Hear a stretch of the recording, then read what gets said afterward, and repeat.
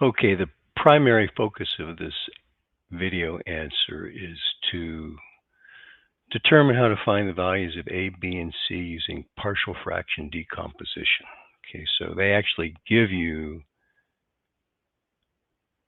the format for rewriting this function as a partial fraction decomposition. You need an x minus 5 in one denominator, x minus 5 the quantity squared, and then x plus 3.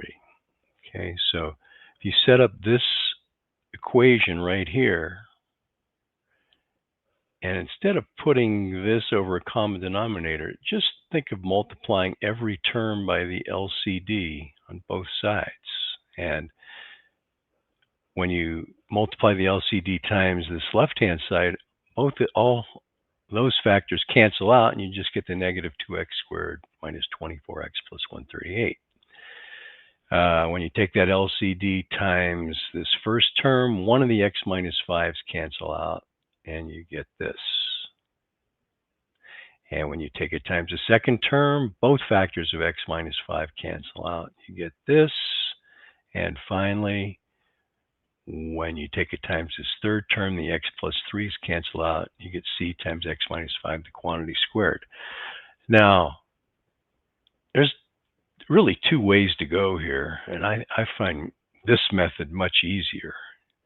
If you pick values of x that turn two of the terms to 0, then you can solve for one of the variables. So for example, if we let x equal 5, plug 5 into here, which I've done on Desmos, you get negative 32 on the left side.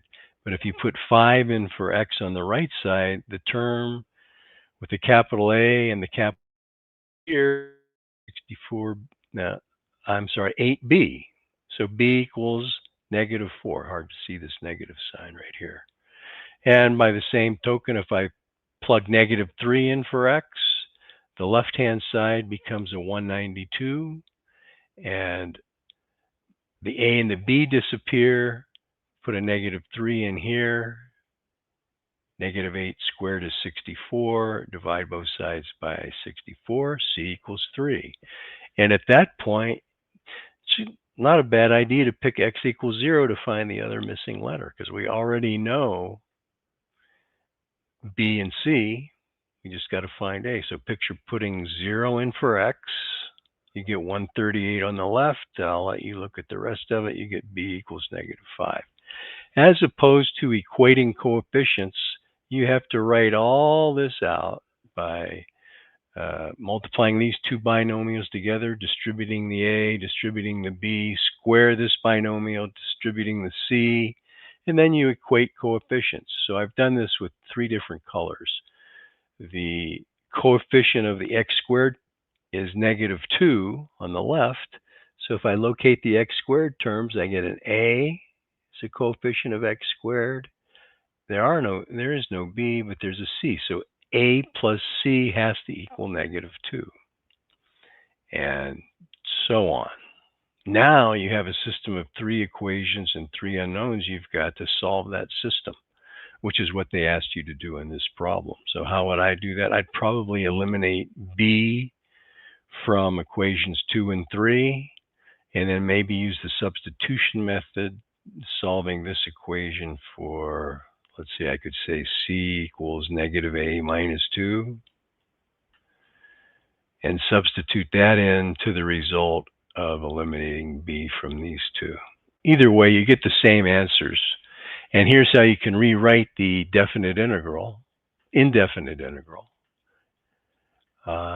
then use the fact that you could picture U substitution.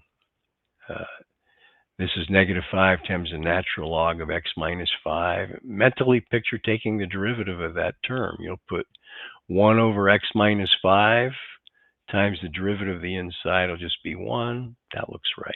And here, if we use U substitution, writing this as negative 4u to the minus 2, there's your antiderivative.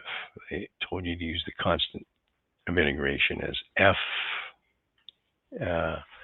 probably because we had A, B's, and C's in the partial fraction decomposition. There you go. Hope that helped. If you have any questions, post a comment.